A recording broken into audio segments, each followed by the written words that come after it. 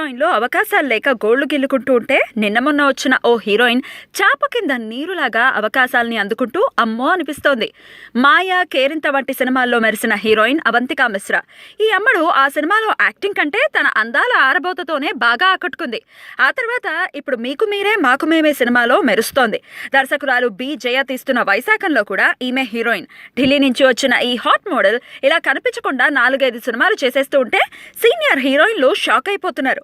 మొత్తానికి ఇప్పుడు రిలీజ్ అవుతున్న ఏ ఒక్క సినిమా హిట్ కొట్టినా కూడా అవంతిక ఇక్కడ జెండా పాతే ఛాన్స్ ఉంది.